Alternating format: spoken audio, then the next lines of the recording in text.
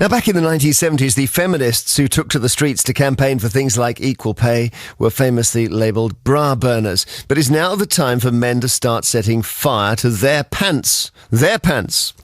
The image might sound faintly ridiculous, but one man strongly believes that the rights of his fellow men have been so assaulted that it is time to fight back. So much so, in fact, that Mike Buchanan, who used to work for the Conservatives, has set up a new political party called Justice for Men and Boys. He wants to take on what he sees as the innumerable injustices that the modern bloke faces. Mike claims that whilst men pay something like 72% of all income tax, there's not one single area of public policy or spending that favours them.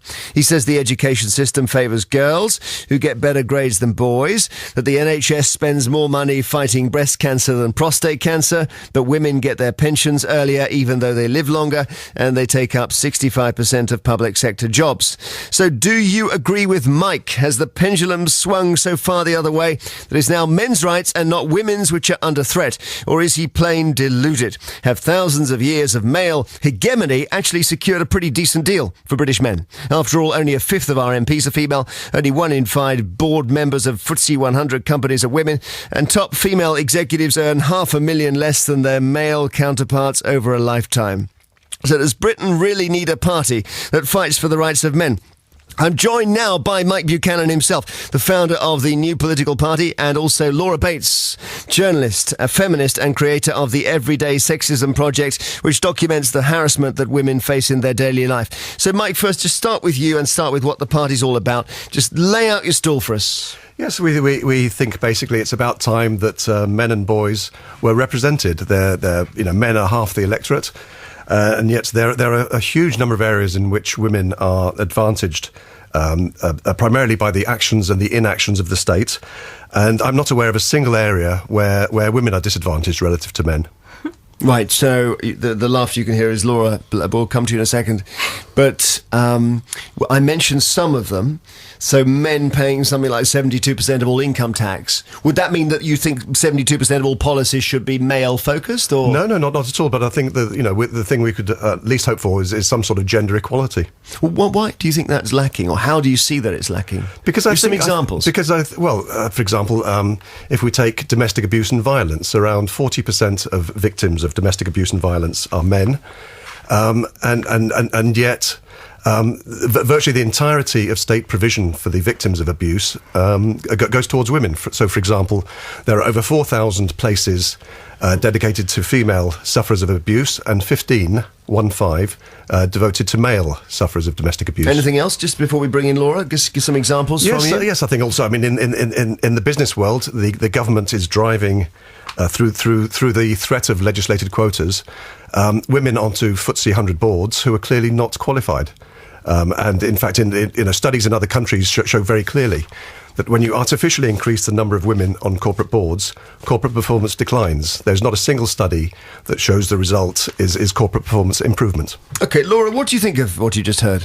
Well, I think it's very strange. I mean, it just doesn't make sense. Mike says he wants to see men and boys represented. He says they make up half of the electorate. By my maths, that should mean that they make up half of MPs. And in fact, by that logic, the people who are vastly underrepresented are women, who, as you mentioned yourself, are 4 out of 3 cabinet members, fewer than a quarter of MPs, 15% of the board members of FTSE 100 companies, 13% of our most senior judges, 5% of newspaper editors. I mean, the statistics go on and on. So first of all, just to argue that men and boys are underrepresented is absolutely laughable. Right, so Mike, how do you answer that? Because those facts are incontrovertible. No, they are. But the reasons why men dominate, let's say, Parliament, for example, or major corporate boards, the reasons are perfectly well understood. They have nothing to do with discrimination against women. The prime reason was outlined in 2000 by the world-renowned sociologist Catherine Hakim. It's her preference theory, and she basically explained, or her research found, that while 4 in 7 British men are work-centred, only 1 in 7 British women are. And that's a persistent finding. So they're finding. better at the job, basically. They basically work harder and they're more focused. So, for example, whenever you hear a woman say she's looking for a better work-life balance in her life, is she saying she wants more work or more life? Laura? First of all, there's another recent study which considered 1.4 million subjects and found that by 1997 there was no difference between male and female college students on measure of stereotypically masculine traits such as assertiveness and leadership. It also concluded, completely contradictory to Catherine Hakeham's research, that jobs are now more central to women's identities.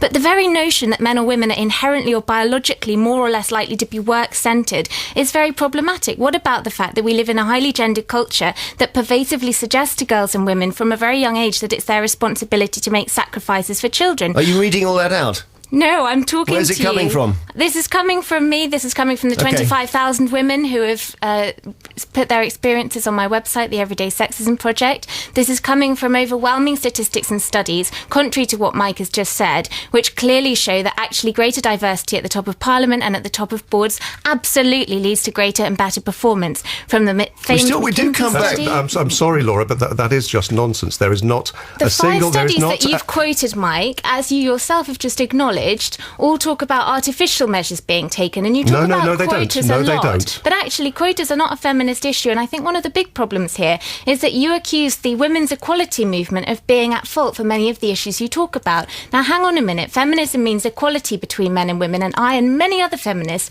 would stand up just like you for male victims of domestic violence, for male suicides. But hang on a minute. This isn't about women saying that they want equality and men therefore suffering. It's just a false logic. You're collating two things. Mike. Yes. Well, first of all, on the studies, the longitudinal studies, of which there are 5, covered Norway, where quotas did drive women onto boards. I'm now lost. I don't know what a longitudinal study is, and I don't even know what you're talking about. Are you talking about men and women generally, or in Parliament, or business, or what? I'm talking about business. So you're going to try and prove that men are better at working than women? No, I'm simply saying that there are more men who are willing to put the effort in to succeed at the top of most fields. But Mike, that is a very interesting statement, because that gets to the heart of it, Laura, doesn't it? That Mike believes that men are prepared to do the spade work in a way that women aren't. That's his fundamental belief. Well, in that case, I'd refer you to some of the Home Office statistics on the pay gap, where the Home Office itself and the... You're going to do statistics as well. This is like a snow fight here. You know, if you're going to try and suggest that statistics back you up, then you've got to look at all the statistics available. But it's and the impossible vast to do that. majority of statistics support the idea that women are experiencing discrimination. To take a very small point, let's look at the fact that Mike is saying that men are more likely to put in the effort, and I believe sacrifices is one of the words he uses, to get to the top in business and politics. Well, what about the fact that maternity leave and all of the way in which we structure provisions for parental leave make it vastly more likely that women will be the ones who end up caring for children? When you're talking about sacrifices, you have to take into account the fact that many of those men who have managed to achieve their goals of reaching the top of business and politics have women who have actually made career sacrifices to bring up their children and taken hits in their own careers to enable them to do that. We always have this narrative of women sacrificing, and we hear about the burden of childcare. The reality is that the majority of women in full-time work, if they had the choice, would work either part-time or not at all. But financially, where does that statistic come from? There have been plenty of studies over 20 years. Why don't we not use any more statistics? Okay. How about that? And we'll talk about what we actually believe. So, Mike, carry on. Yes, sorry. The point that Laura has raised, which has been, I'm sure, a lot of listeners' minds from the moment you raised the issue about men being better at work, is that often it is the woman who ends up at home looking after the child. Yes, but you can. I mean, feminists always present that, if you like, as a burden. Whereas, I mean, you know, and women have been brainwashed for 30 years or more to you know, they've been told that the world of work is satisfying, and so on, and childcare is a burden and onerous. And most women actually enjoy family life, and they're far more, again, if you go back to Catherine Hackham, there are far more women who are family-centred than are work-centred. I'm sorry, I'm afraid I don't accept that. You're making gross generalisations. You're suggesting that women have been brainwashed into wanting to go into careers. Well, that certainly doesn't stand up when you look at the very, very few women who've reached the top of those careers.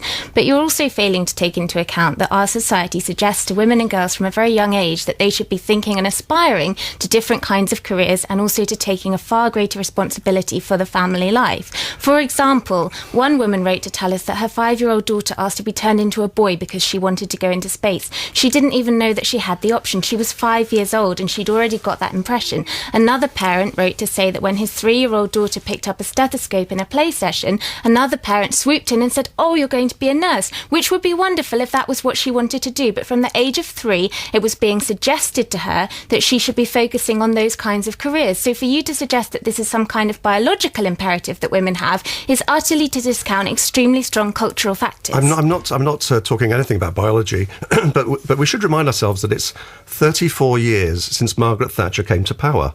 I mean, dear God, I mean, does any young woman today not know that she can get to the top in any line of work if she's talented enough and hardworking enough? Are you really quoting one female leader that we've ever had and suggesting that that's evidence that any woman can think that she can get to the top? Come on, Mike. Well, she was prepared to put the work in, whereas Harriet Harman and her like are not. If all that's holding back women in business is they're not working as hard as men, why do girls do so much better than boys in school?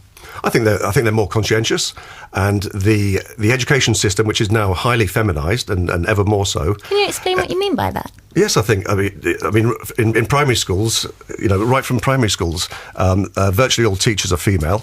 A high percentage of secondary school teachers are female. And boys from a young age are told to be ashamed of their natures. They're expected to be more like girls, and there's basically. But the entire education system has been geared around the areas in which young women, or girls and young women, are stronger than boys. Well, what would you say about the fact that so few women are studying science, technology, mathematics, that at more than half, sorry, one statistic, Jeremy. That's all right, but more than half of co-ed state schools, there are absolutely no women studying physics. So, I mean, for you to cherry-pick one aspect of the education system and claim that it disadvantages boys is absurd. Before we go on to that, just pulling back from the details, do you find the whole notion of this a problem, Laura? You think he's barking up the wrong tree? Absolutely. I think it's incredibly offensive to suggest that women are inherently either less able, less suited, or have less drive to go into top careers than men do. He's sort of slanting it the other way. He's just saying he wants policies to be geared more towards men and boys because they've been left out. Well, I don't think that's the case. I mean, often Mike mentions things like the Equalities Act, but actually that's not something about women. It's not about promoting women. It's about equal opportunities across a whole range of factors, including disability and race. And actually, Mike, having a women's minister and having quotas, these aren't great treats that women are happy to have. I know that I and many other feminists would be extremely pleased if we didn't need them. Okay, the reason we have them is because we are so underrepresented, in fact. Mike Buchanan. Yes, almost 2/3 of public sector employees are women. And yet the Equalities Act allows public sector organisations to favour women in their recruitment and promotion And those public processes. sector jobs are the ones that are going to be worst hit by the budget cuts, meaning that women will disproportionately pay for them. Women are also 2/3 of the workers who earn less than £7. But your point is that men are employed in the private sector and their taxes are funding the public sector. Is that right? Around 2/3 of private sector workers are men. And men pay about 72% of all the income tax take in the country. So what's the future for the party here, Mike? How are you going to try and break through?